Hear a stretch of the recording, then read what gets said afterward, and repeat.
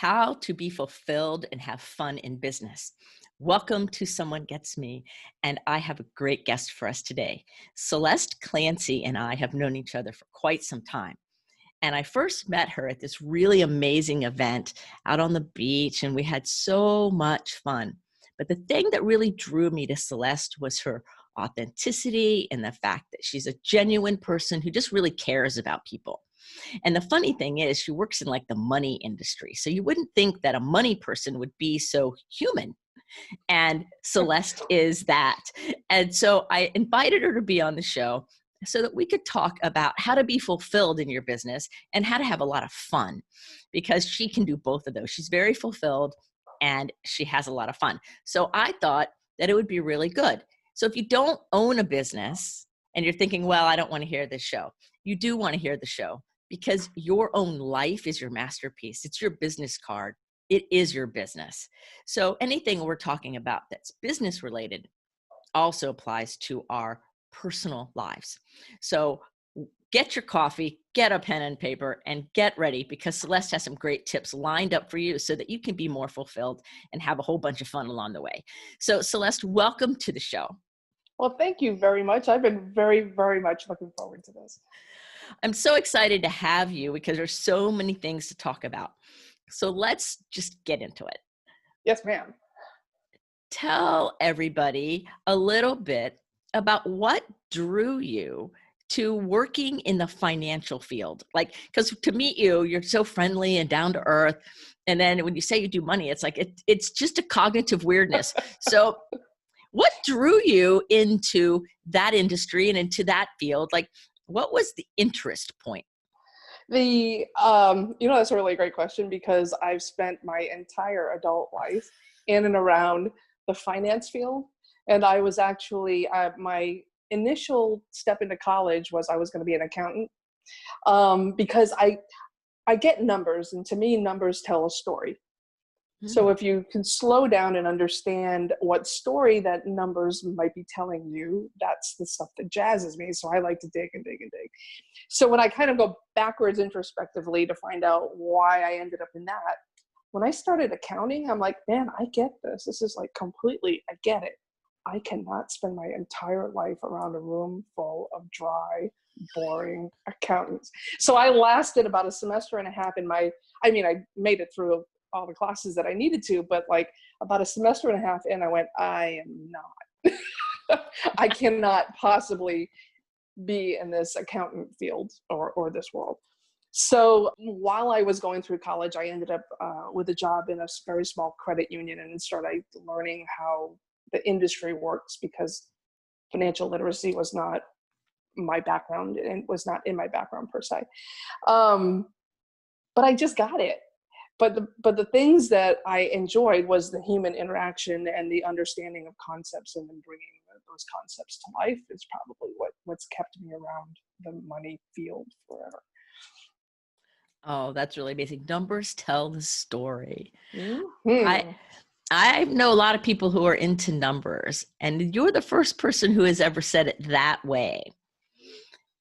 So have you ever had time in any time in your life where you had struggles with overthinking and just getting in those cognitive loops that you're like, I wonder where they're going, or just thinking, and maybe have you even struggled with like actually being able to take action because you were thinking too much? Does that ever happen? Analysis by paralysis, is that what you're talking about? Yes. Analysis. Yes. Yeah, analysis paralysis. You know me very well, don't you? It's part of why I think I stick around in the industry is because I want to get to the other side of that aspect. So the way I find ways to overcome it, because it would be if I let my brain just kind of go where it needs to go, or go where it's going to go, I can kind of get stuck in those loops, because you can look at something lots of different ways and have lots of different outcomes. But essentially, at some point, you have to make a decision and move forward, right? So I found that I take care of my love of this sticking and analysis area, as one aspect of my interactions with my clients. The other part that feeds my soul and my interactions with my clients is the time that I'm talking with them and eliciting responses and getting into their dreams and their hopes and their wishes.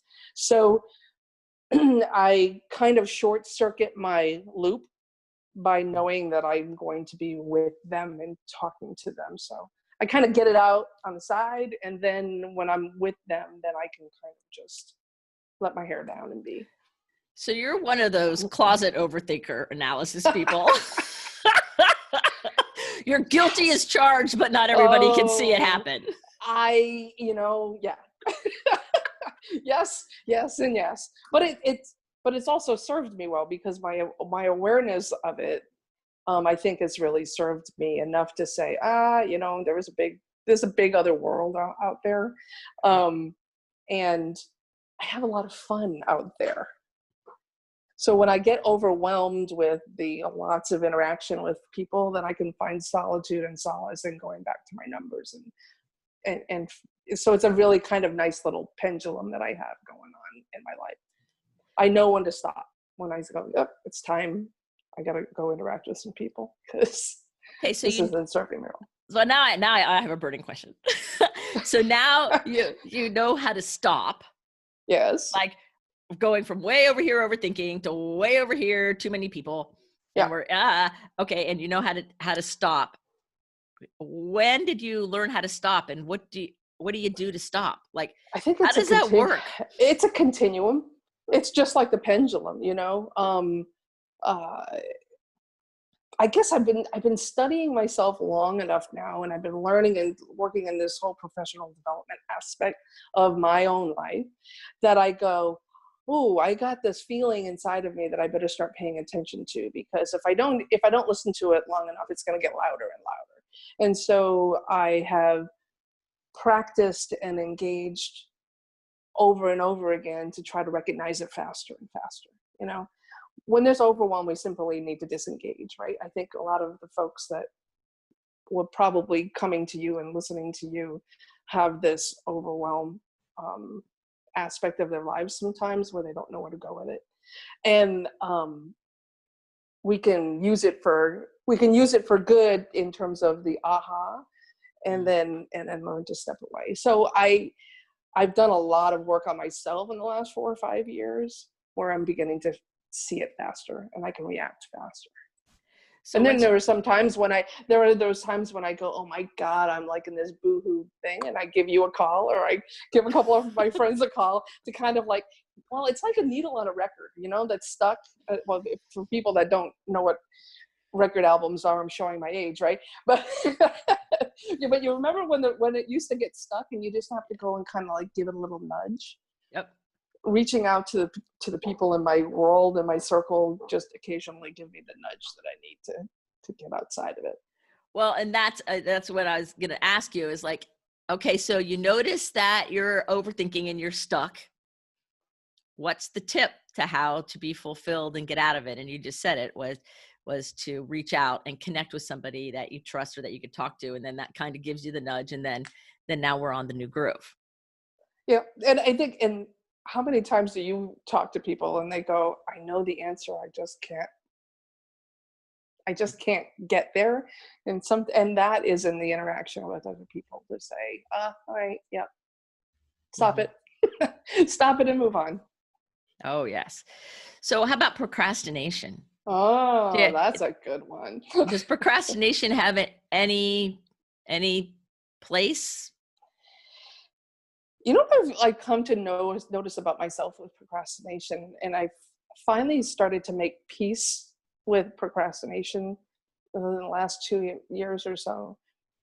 I used to think procrastination was a bad thing, like everybody, right? You have this stigma around procrastination, particularly when I'm preparing to speak publicly or to have a particularly large conversation with a client.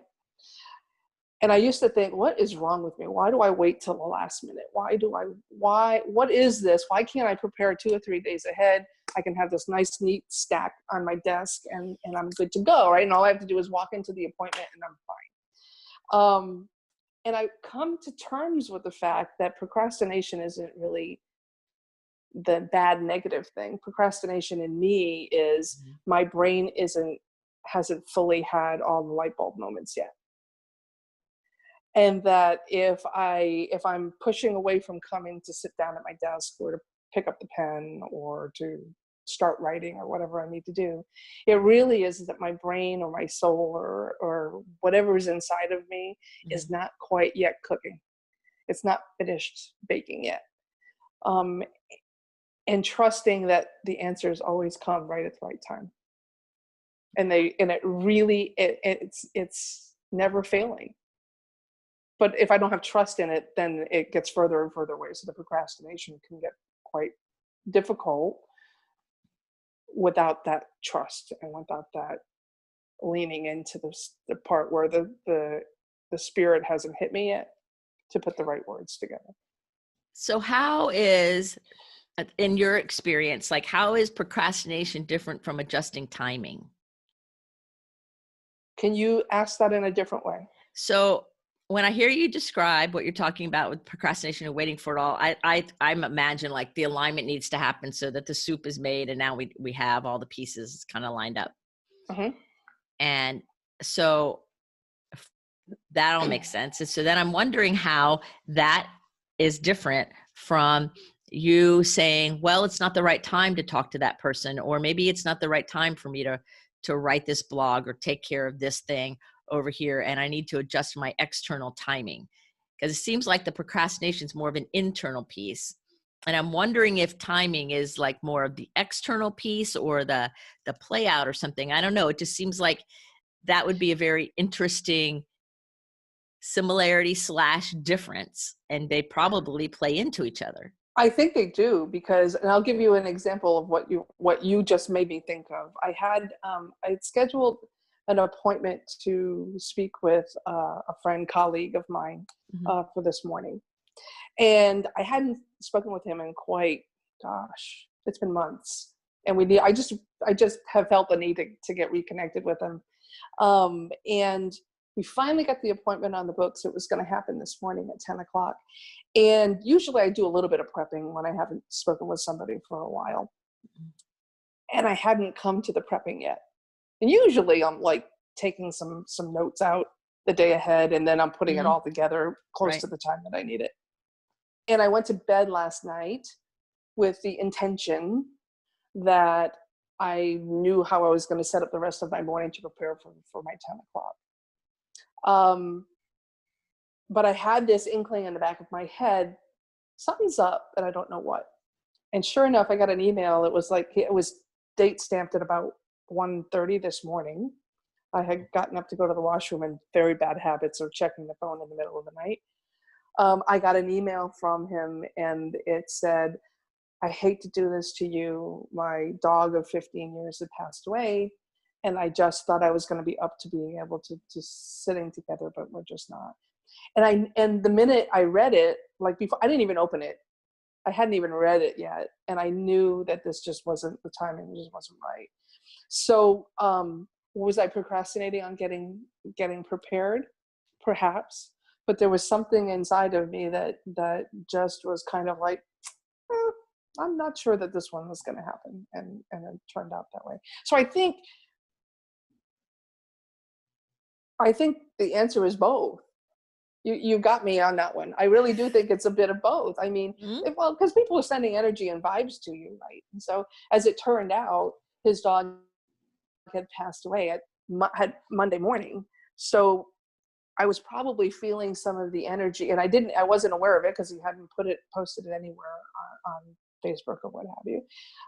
That something was not quite up and not quite right to happen. So I would have to go with B, your answer, that it's probably internal and external. There are Well, I times think when we just don't want to do something, right? I mean, well, procrastination can be that too. I think it's yes and to all of it, right? And I think that a lot of times when we're procrastinating, there's a fear undercurrent where I'm either afraid I'm not going to get it done, or afraid not to do it perfectly, or afraid something. There's a fear undercurrent, whether it's an emotion fear or an existential fear. Yeah. And then there's the procrastination that a lot of us gifted people have, that, well, you might take 4 hours to get it ready, but I can do it in 20 minutes. And so it's that time optimism and that part of, well, I don't need as much time as other people need, so I got this at the end, and then it blows up in their face. Or intuition steps in and we can pull it off, right? There's Right. that kind of procrastination. There's all different parts of it. That's why I like to ask that about people like you who are fulfilled in your business and you're having fun, and your overall life is fun and fulfilled. It's not just in your work. And so I think we've all had to figure out how to deal with procrastination and our perception of procrastination. Like, is it even really procrastination? Like, so did you procrastinate this morning, or did you intuitively know something was up and you trusted that, even if you consciously didn't know? But once you saw the email, then you had that knowingness. Mhm. That's an intuitive connection. And So, I guess as time has gone on, I've come to realize that I have more intuition than I had even really consciously acknowledged. Um, my gut seldom is wrong, for the good and for the bad, right? And so if something is right. feeling bad, so I think it's that the part of honoring that in myself, to say, oh, stop beating yourself up for Mhm. this, that, or the other. Right. Um, and I hate to, because it's not a blasé, go with the flow, whatever happens, happens. I mean, particularly in my world, right? If I'm not prepared, Mhm. there's some very, very real consequences to that. I often live with the thought of, I have to look myself in the mirror at the end of the day if I haven't presented the best information to a client, because their family can be impacted if I don't really make the case, right? So I could never be blasé in what I do. It's just not. It's not a part of who I am. So I guess I've just eradicated the word procrastination. It's not really kind of a consideration in the context of what I think the general public thinks of as procrastination. And I think what you bring up is a good point about your intuition. Is it's not like woo woo and blasé. It's a very vital part of your intellect. And Forbes magazine and other places have said that intuition is the highest form of intelligence. And so what you're saying is that the more you've understood you naturally have it, the more you use it, the more you trust it, and therefore living in that realm, as well as living in the realm of the physical, like getting the numbers together and doing the things and getting all the stuff Mhm. together, that it's the marriage of those two things that allows you to feel fulfilled. Yes, and that's been a hard one. Um, Observation in myself, Mm-hmm. because I'm in a field that is empirical, right? I mean, numbers are black and white. You Mm-hmm. know, you can't really, and I don't deal with. I deal mostly in the risk area, life insurance, disability coverage, that kind of thing. I don't deal in the market and wealth management anymore. But I can't just say, hey, I got a hunch that this is just going to go really well, and not, and not have the data behind it, right? I can't just say, well, I think the insurance company is going to make an offer of life insurance to you, and not have some empirical, information behind what I do. But the other swing of the pendulum in this industry is everything is black and white, and it's very factual, and how I'm going to approach my interactions with clients is going to be very factual. This way I'm going to get all the data so I can go back to my office and do all the computations that I need to do, and then boom, this is the empirical recommendation that I Mm-hmm. need to present. In fact, the industry is actually grappling with it, and I've been finding some really blessed interactions that way, because I'm being asked by more insurance companies and other in the industry to have this conversation. And they'll say, what's the secret sauce, do you think, about women in the industry, for instance, what have you? And my response to that invariably is, women ask better questions than men. I hate this to be a sexist thing. I'm not trying to be sexist, but I think that the what a woman brings to the table in this field Mm-hmm. goes beyond just data and just black and white. And this is how it has to be, because we're interacting with people, right? So that's a long explanation, but intuition has to come to play, because we have to know how to elicit responses from the people that we're interacting with. Right. And you know what I'm thinking of too, that's really exciting. I had no idea this is where the questions were going to go, by the way, but I am sitting here thinking, well, of course women ask better questions because genetically it's relational. Mm-hmm. And so when you bring the love of the numbers and the story of the numbers and the empirical part, and you add the importance of the relational part and honoring both, then it is the magic sauce, right? Because don't most people, I mean, I see all the research that most people make their buying decisions emotionally. Mm-hmm. So even things that have to do with money, there's a lot of emotion around money in every different angle. That's a whole nother podcast. Right. Or Right. 2 or 3, right? Yeah. Or like Yeah. multiple episodes on that. And at the end of the day, I think a lot of people use their emotions to help lead the way. Like, I Mm-hmm. like this person, or this person's friendly, or I trust them. They have good eye contact, or they dress the right way, or whatever it is, Right. along with whatever the facts are, Right. in order to make a decision on what to do. Do you see that? Or is that Oh, just yeah. me just making that up in my head? Because No, I'm no, just, no, no, no. I came into the industry after losing a job in '08. So I had no intention of going into the financial services world, particularly in the way with which I interact with people. And so, not knowing in the industry, I had a huge learning curve. I had to learn product, and I had to learn sales, because I had never been in sales before. Although, I know that you're going to laugh at this, but everyone sells. If we're talking, we're selling, right? If I'm going to engage in a relationship with you in any way, friendship, whatever, neighbor, what have you, right. we're selling ourselves, right? But so I had to learn. I was learning all of these concepts and what have you. And I would be told, these are the things that I needed to do, and this is the things that I needed to say. And internally, I'm screaming, going, no, I need to connect with the person across the desk from me. Right. So I would go to sales conferences, and I would go to other trainings throughout my career. And this concept of facts tell, stories sell kept coming up, like it was this big epiphany. And I would think to myself, well, yeah. Of Right. course, because people need to understand how things relate to their lives before any decision is going to be made, right? So if somebody says sales don't happen in the absence of value, the minute they understand value, then a transaction will happen. That's relationship building, Mm-hmm. right? And if I don't have the ability to articulate to that individual how X, Y, or Z can impact their life, then I'm lost.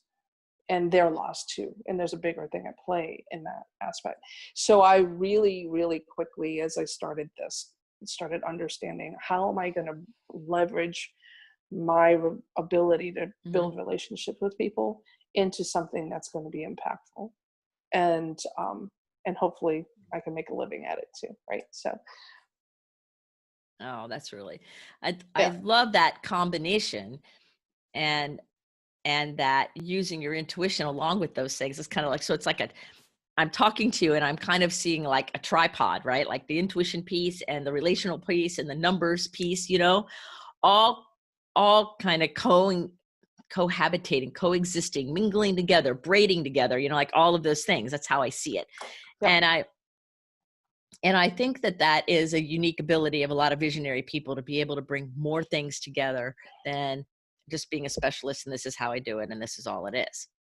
So what are some specific things you've done to help yourself have even more fun in your life? If you're fulfilled in fun, what have you done to help yourself really experience being fulfilled and having fun? Because that's what we're talking about, how to do it. So So there's somebody listening to us. We're in many countries, right? And there's somebody listening to us. Yeah, but that all sounds really good. And that's really, she's got it all down, blah, blah, blah. And they're trying, their ego, that's not their ego, is trying to negate what you're saying. Right. Right. So Right.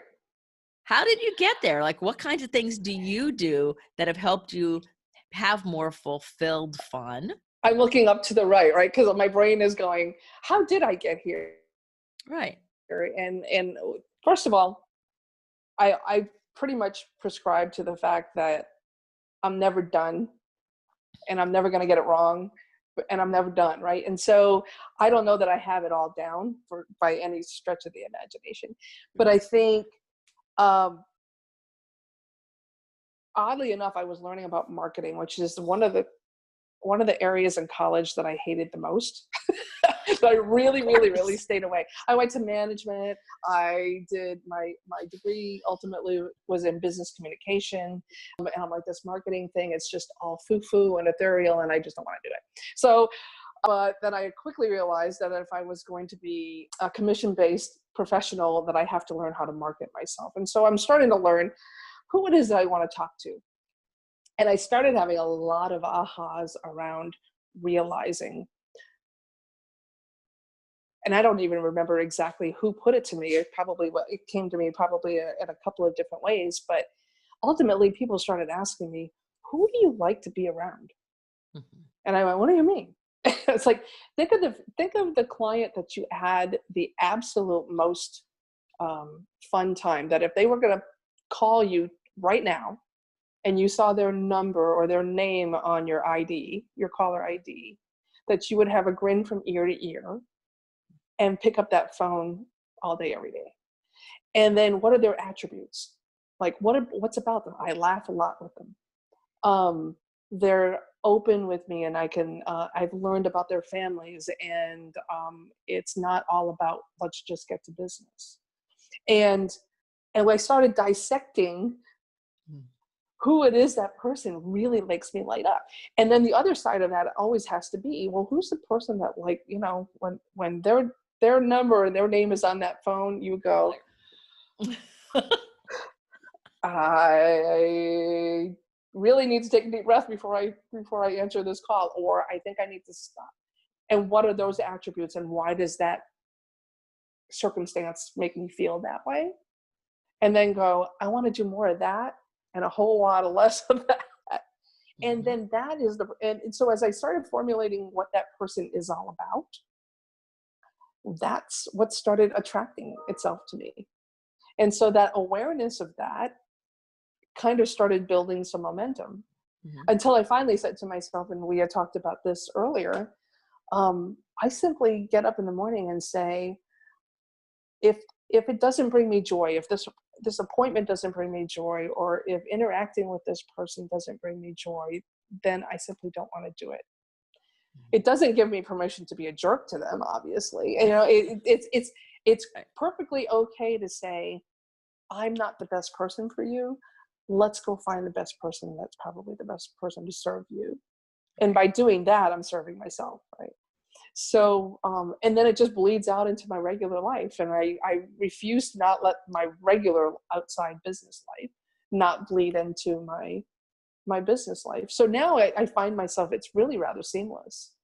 Most of my clients I become part of their world, and they become part of mine.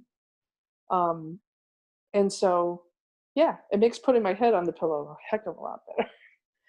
Right. It's a lot more fulfilling. And so that using that discernment, that ability to discern what it is that does bring me joy. So that's what you do, everybody, is you start asking yourself, what brings me joy? Who brings me joy? What's happening around certain things that make me smile and laugh? And I grab that phone all day long. I'm getting goosebumps even saying it.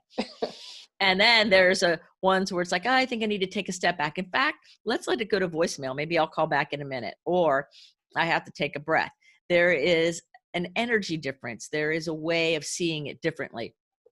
So being able to step back and do that discernment so that we can really get clear on what it is that brings us joy, because then from there, we become more fulfilled in everything that we do.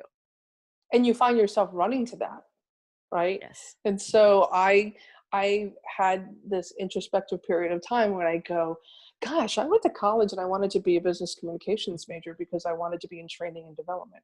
Well, here I am. I'm a professional development trainer in get this, marketing systems for businesses, right? And I absolutely love it. In fact, it's like the days that I get to present are the days that I like just jump out of bed and I'm jazzed for another 3 hours after my time together with them is done. And I get to ask them what it is they want to accomplish by the time we're done. And when I get to share with them, I love light bulb moments. I love them. I love like seeing somebody's face light up and going, oh my God, I didn't even, oh, really? I didn't even think about it that way. That's the stuff that brings me joy. And so it's been cool to watch and feel everything kind of come full circle from way back when I was, way young, and how it's kind of presented itself in my life now.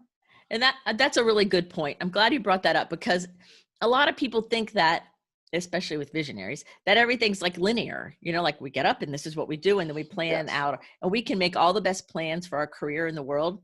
But had you stayed with that, being in the stoic accounting around all those boring people, and thought that you could do that all day and then go have a life after, you would be miserable today. And you would, maybe if it was a generation or two ago, you would have stayed miserable because you wouldn't have given yourself permission necessarily to do something different. And so many people, I think today in the world, this pandemic that's going on and all these changes are giving people permission that maybe never gave themselves permission before, to say, hold on a second, what is it that brings me joy? What makes my heart sing? And how can I use that in a way that's fulfilling? I don't have to be stuck anymore. And I think that's a really important point, that your trajectory was not a straight line. Oh God, no. But in no way no, not at all. Right. Because you had to go and explore all these things and learn all these things and make friends with things you thought you hated that you really love, but you weren't really sure. And now, you're teaching people how to have joy. You're teaching people how to see things differently. Your reframe project's part of that. You're doing all of these things that have to do with personal and business development being seamless. And I always say, if you're going to be a business owner or work in a business, actually, nobody underneath you can get beyond you in your own development. So if we're not always working on ourselves, it's really difficult to grow our business beyond whatever that level of consciousness we is at the moment, which is an important piece, that you're always developing and growing yourself, which then makes helping other people a lot easier. The thing that I had to chip away at in my own mindset was, because I'm an analytic, right? And because I have those tendencies to get stuck, life for me was often, and I have to do this, and I have to do this or this. I have to do this or this. And the needle thing again, right? I like slowly had surrounded myself with people that said, Celeste, it doesn't have to be an or, it can be an and. Yep. And I'm like, yeah, okay, sure. And then move on. Let me chew on that some more. Let me think on that some more.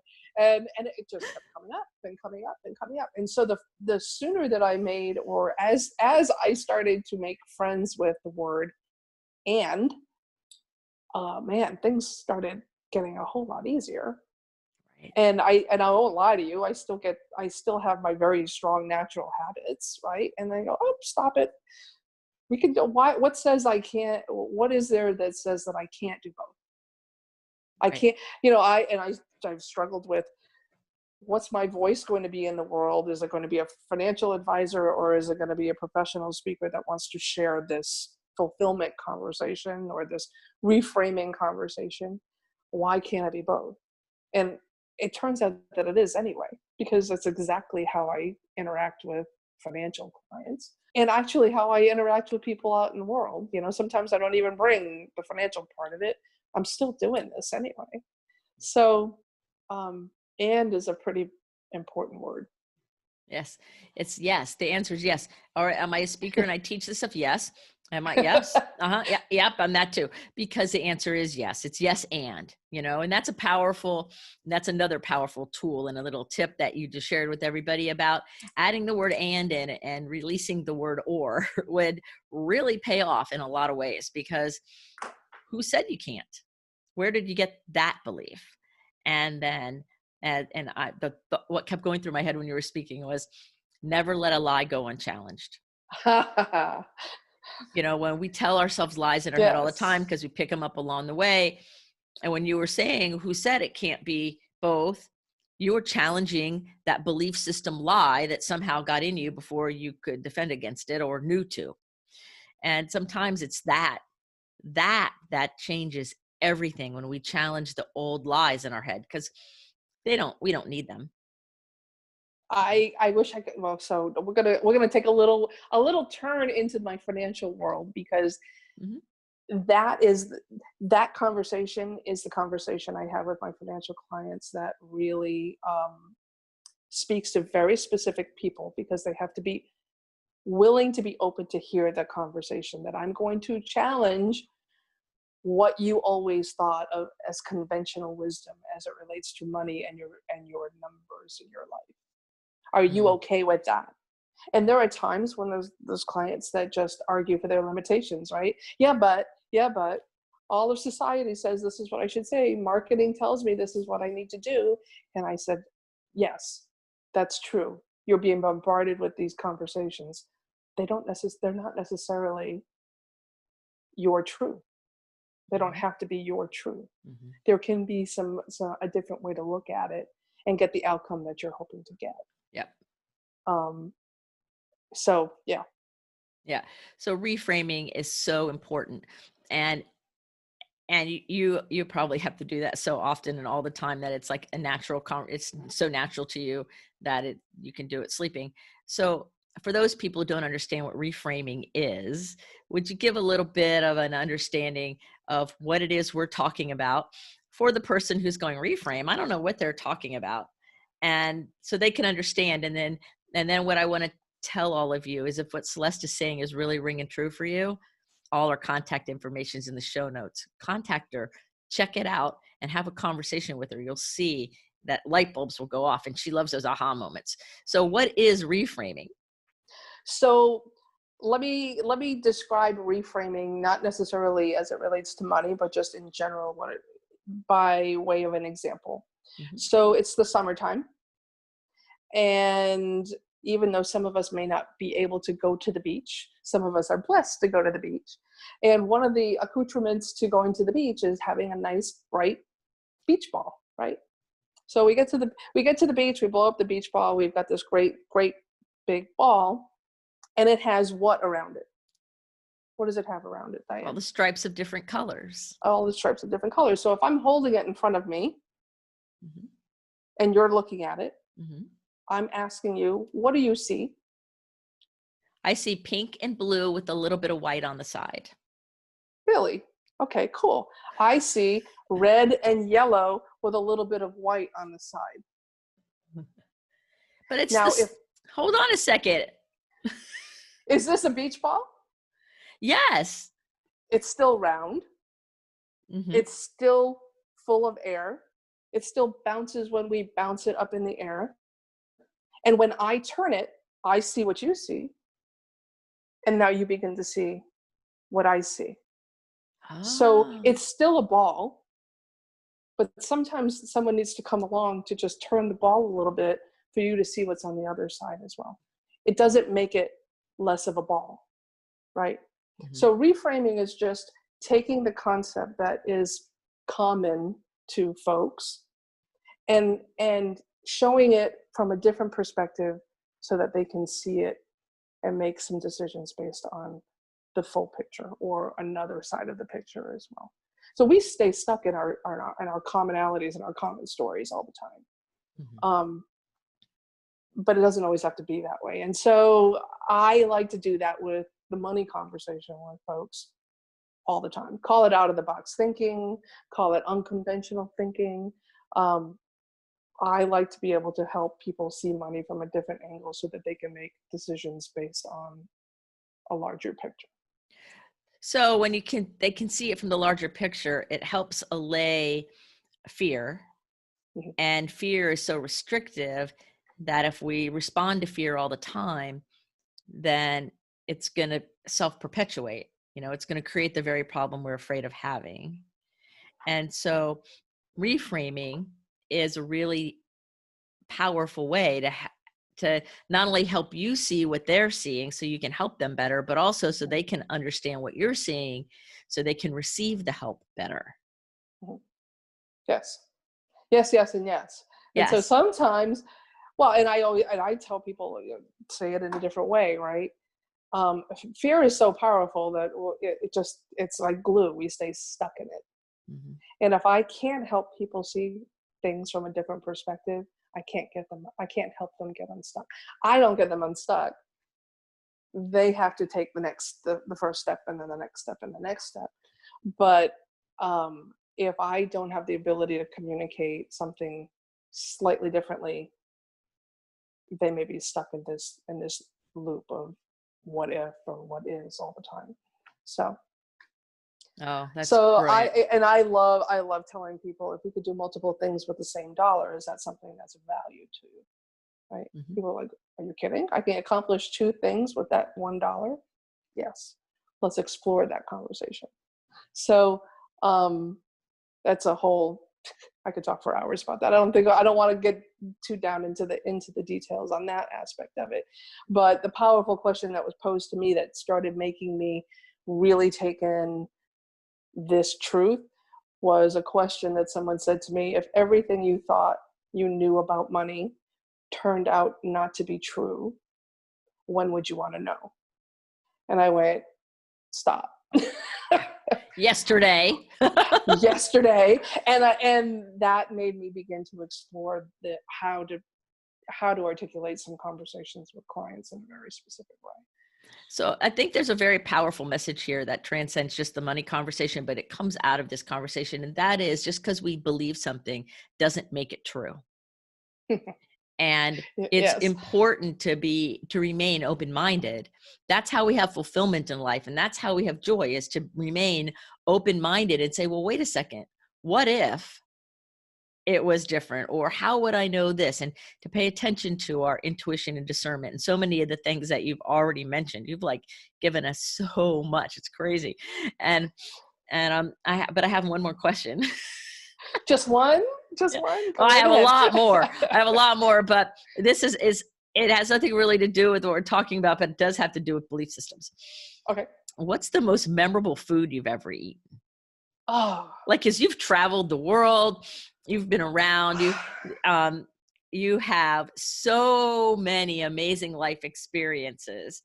And I'm really curious, like memorable, like when you look back and go, yeah, either like, I can't believe I ate it, or it was really good. Like, what's the most memorable one? You know what? Once we get off of there, I'm going to think of like 20 other ones, because I've lived in Europe, and, like, I don't even know how many countries I've been to and what have you. I think, it's probably fairly boring, but